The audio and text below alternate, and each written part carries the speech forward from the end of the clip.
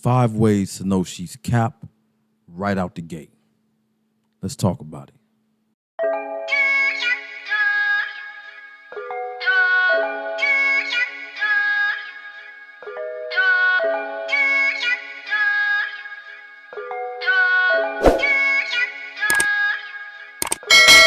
I was just patient, never try skating. Fuck niggas hating. What's going on, y'all? I hope y'all having a wonderful night. I'm tired, but I still wanted to jump on here and talk to y'all for a quick second. In this video, I would like to discuss 5 different ways to know that she is cap right out the gate. I'm talking about first conversation. You know what I mean? Now, this is my personal experience, so I definitely recently had this conversation with a female, and I knew she was cap. I entertained her beyond knowing she was cap, because I learned, like I say in one of my videos, how wise men utilize online dating or dating apps. We collect data. We talk to multiple women, and we learn the rhythms, and we learn the patterns. And once you get to a point where you are seeing the same and hearing the same thing over and over, you get it. You know how to navigate. It's a learning process. And unfortunately, that's something that we are forced to do in modern dating in order to avoid being trapped in situations that we don't even know how we got in, because it was a new trick that we hadn't been exposed to, a new scheme, a new lie. These women are sitting there coming together, collaborating with each other, watching videos, listening to female coaches, all of this stuff, and figuring out new and unique ways and covert ways to manipulate us men. So if you were to talk to as many people or as many women as possible, then you'll start hearing the same techniques being used over and over again. I legit had a conversation on the phone with a woman last night, and these things took place. Number 1,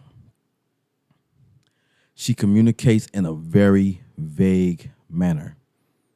She refuses to go into details when you are asking her questions about her life, her situation, anything. Now, let me go ahead and say this.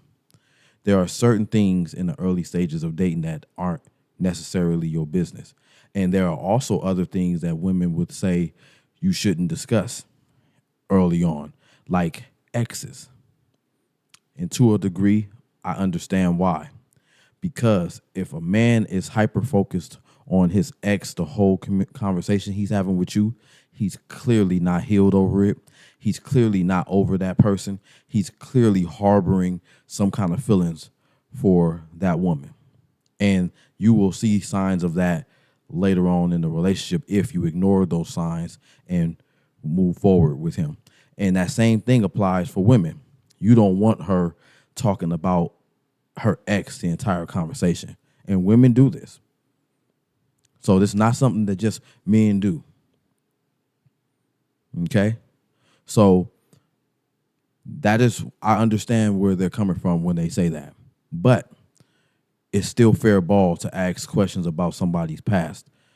How do you know what type of person that they are if you can't ask any questions about their past, including their relationship? You don't want to ask penetrable or inappropriate questions about their past relationship, but maybe you'd ask, how did that relationship end? Why aren't you married anymore? What caused the separation? And I got so many common answers when it comes to that question. 90% of women say that she was cheated on.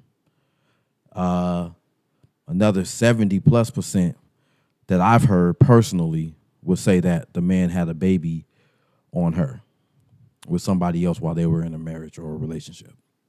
But that's not what I'm discussing. I'm not discussing the common answers that you'll get when you ask a woman about her ex.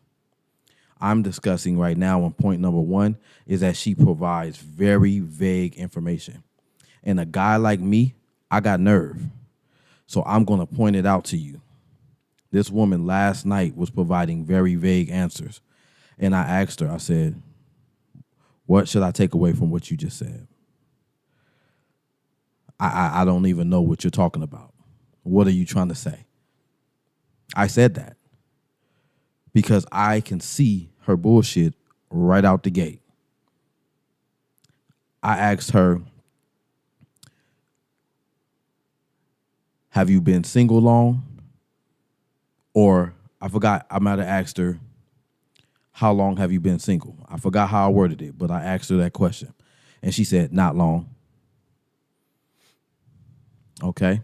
So that already tells me something right there. She was with her ex for a year. She was single not long. This is a fresh breakup. She didn't allow herself any time to reflect. She didn't give the relationship any room to be able to communicate and fix the issue. She was jumping on the app immediately in an attempt to replace this man. I know lots of women that do that from experience. Okay. So I said to her,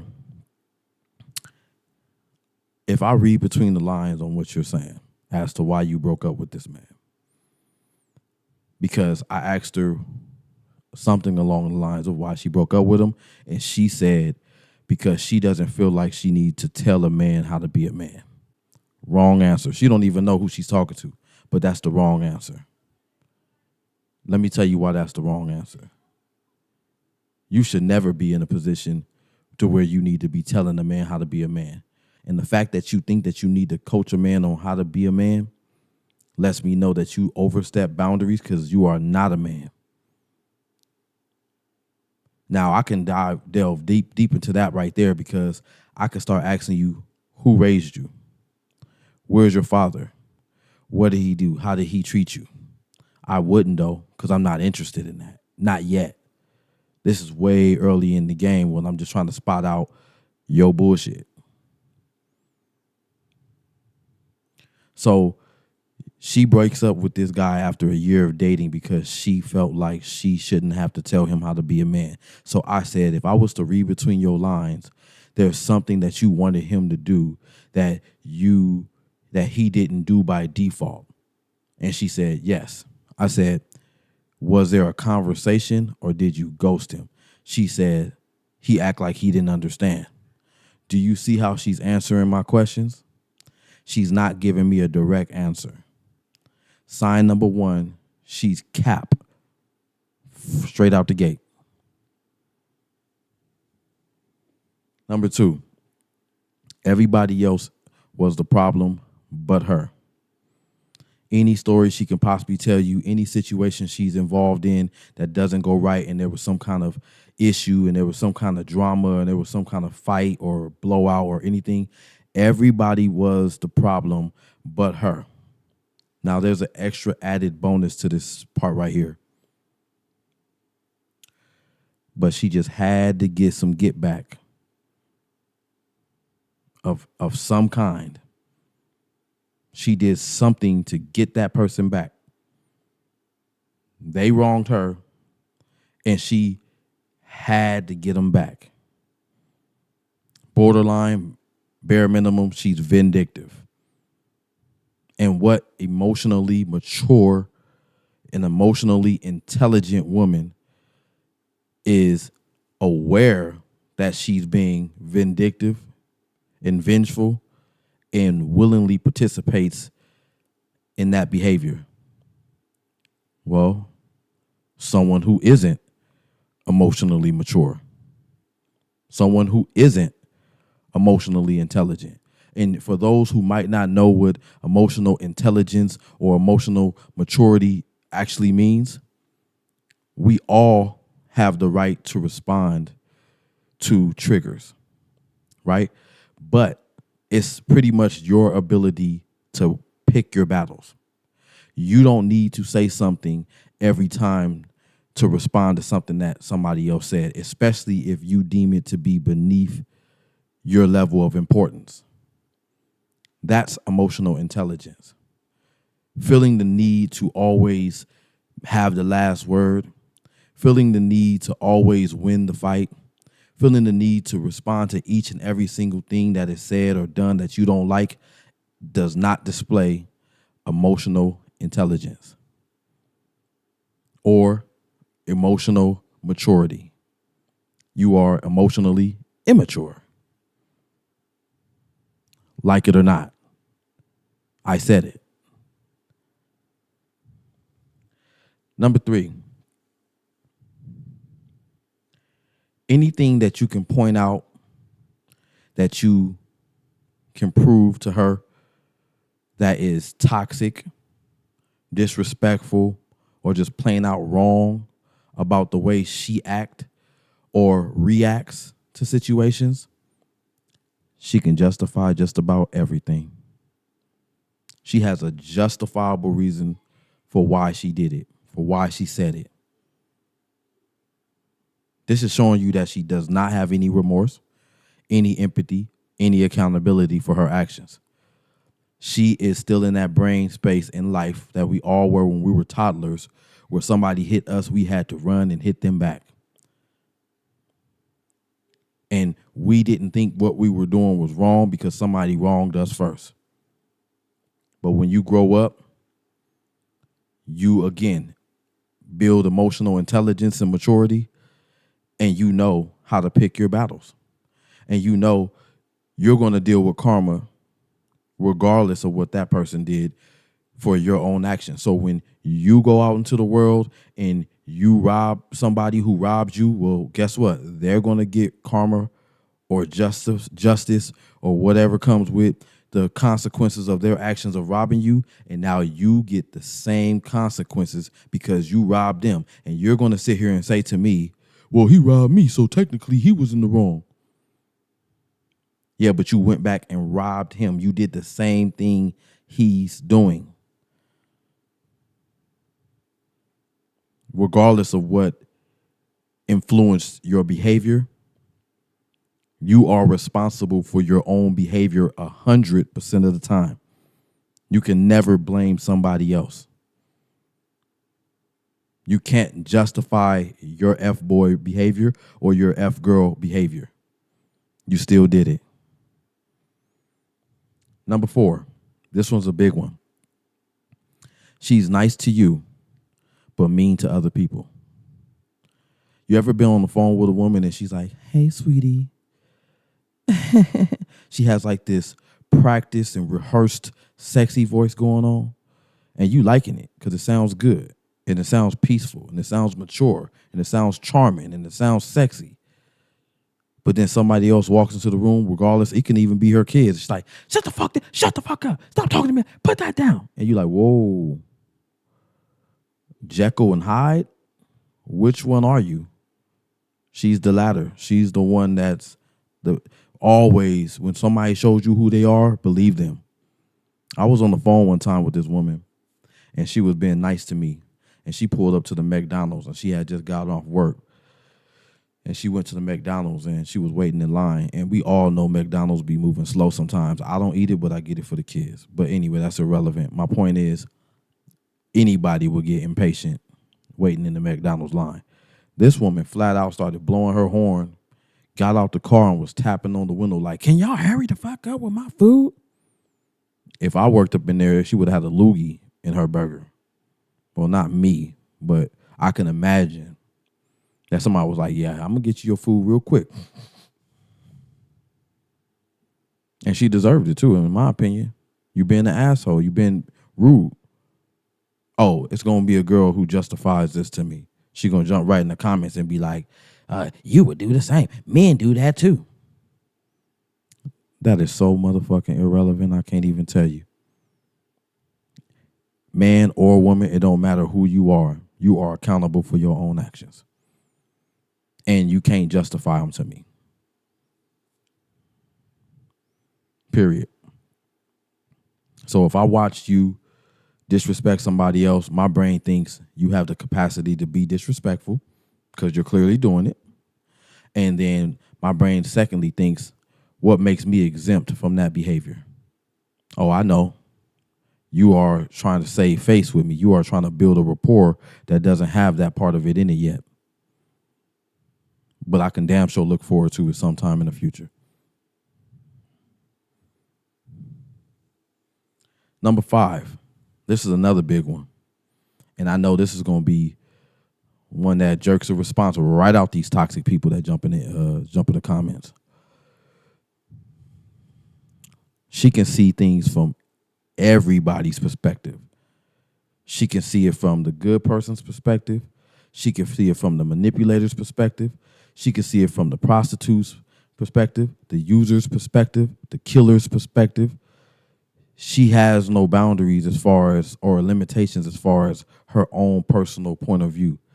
She can understand. You're talking that you can't. Have you ever had a conversation with somebody and you was describing something that somebody did to you that triggered you or was disrespectful, and she can sit there, or he or she, this person you're talking to, can sit there and be like, well, I mean, we human, so I would have probably responded like that too. I mean, shoot, you want it now. And you're like, yeah, but you still got to be patient and you still got to be respectful. I mean, I know, but sometimes you just be wanting it now. Let me give you an example. At one of my old jobs, I had this partner. I ain't going to say his name because he was a real cool dude, but he wasn't, gay or nothing like that, but he was very soft. And his girlfriend used to abuse him, choke him, slap him, punch him, and he never hit her back. And he came to work one day crying. And I talked to him, I let him vent to me, and he told me about his girlfriend punching on him. Now, a piece of my masculinity, I laughed in my head like, this dude is getting beat up by his girl, but I didn't show it in my face. I'm letting him tell me the story. And he goes on to say that his dad used to abuse him when he was a kid. So when she does that, it brings back memories, and a piece of him feels like he deserves it. And I know what he's talking about. He's talking about trauma. That's what trauma is. And a trauma bond is when you start to believe that you are not worthy of better treatment because of who treated you like that in the past and how they justified their behavior towards you. So when somebody else comes in your life and they're doing the same thing, you stick around anyway because you've been treated like that your whole life anyway. You start to believe that that's how you deserve to be treated. I know this. So I tell this woman, I asked this woman first, I said, is it ever okay? These are pretty basic questions just to ask a woman to see how she's thinking. I said, is it ever okay for a man to put his hands on a woman? She said, absolutely not. That's a predictable answer, right? I said, well, my homeboy, he getting beat up by his girlfriend. That ain't right, right? And she says, it depends on what he said to trigger her. Red flag. You can relate to the woman who puts her hands on the man, but you can't relate to the man who puts his hands on the woman.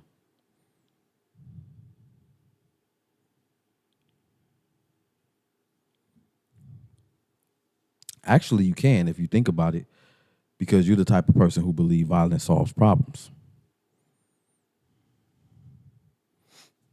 Apparently, if you're having a problem with your dude and it's ever a moment where it's okay to strike him without him striking you because he did or said something to trigger you, you are justifying the fact that you are a physically abusive person. And again, I said it. I got a bonus one for you. Number 6, bonus one. And this is also based off of my personal experiences. And this is the last one. She is a has-been. She can tell you countless stories about the luxury cars that she no longer has, the cribs she used to live in, how she used to have a wardrobe of all of these designer logos and stuff like that. She can just elaborate on the elaborate lifestyle she once lived and no longer is living now that she met you. Before she met you, she just some kind of way all of these things banished. Maybe she'll tell you that her ex took the car, her ex burnt the house down, her ex didn't pay his half of the rent, so she moved out and they lost the house. She is going to make it seem like the lifestyle that she used to live was elaborate. This is cap. Now, I'm not saying that she didn't used to live that kind of lifestyle. I wasn't there. That cannot be validated. It's just something that someone is saying to my ear holes. But there's no validation that comes along with it. So I'm just entertaining your conversation at this point. You could be lying or you can be telling the truth. I wasn't there. I can't be the determiner. I can't be the judge on that. But some women do this. Let me elaborate. Some women do this. Not all. Before somebody jumps in my inbox or jumps in the comments and tell me that all women don't do that. I never said that. Clear the wax out your ears and listen to what I'm telling you. Some women do this elaborate past has-been story shit to see how you'll respond, to see to what degree you want to pursue that kind of lifestyle or you are able to provide that kind of lifestyle. This is how she extracts that kind of information from you. Another tactic that this is used for is this is setting the stage. This is her telling you what she expects. This is her telling you to what degree she wants to live on, her standards, in another indirect approach. When this has happened to me in my real life experience, when I would go see how this person was living, go to their house or whatever, see what kind of car she's whipping in now. She's in a bucket now. The bucket is trashy. She don't take care of the maintenance on it. Paint job raggedy. Tires damn near bald. Engine light on. Trash all over the floors. Fucked up. Go to her crib. Nothing. Looked like it came out of a luxury furniture store. It all looks like she went to some thrift store to buy everything in her house. Or it looks like she might be still on a blow-up mattress. So whatever done happened in her life, she came and crashed, burned. And one thing I could tell you about people who live a luxurious or once lived a luxurious lifestyle, I know some people. They be damned to go back down to ground zero for anybody, for anything. It might be pride. It might be an ego. That's not the point I'm making on this. I'm telling you, people who live that type of lifestyle, they do whatever to maintain it. And if they ever fall down, they want to jump right back up. And you might see this type of person not have nothing in their house, but the stuff that they do have in their house is luxurious. For example, if they don't have no couches, no furniture whatsoever, all they got is a TV, I bet you that's a smart TV. I bet you it's a 65, 75, 85-inch TV.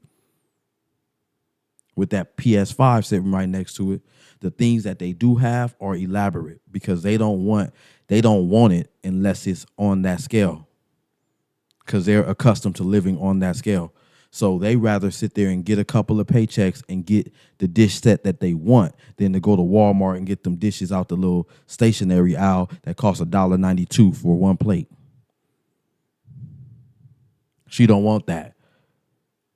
So the stuff that she does have still in her place, if nothing else, it's still going to represent that luxury lifestyle. I'm going to break it down. I ain't going to even bring that to your attention. And you know what? To me, that don't even matter what you got and what you don't got. What matters to me is what you're trying to make me believe.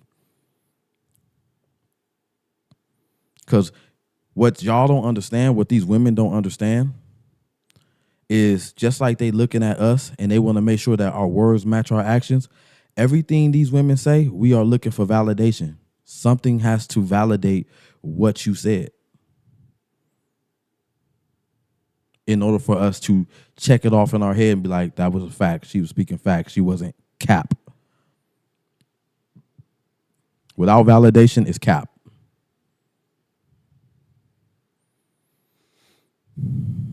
If you learned anything from this video, please like, comment, subscribe.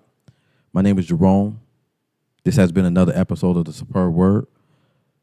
My videos are from a super empath perspective. I've said this before. So that is why I have this don't play with me energy. But I'm also a man who has empathy. I stand up for myself.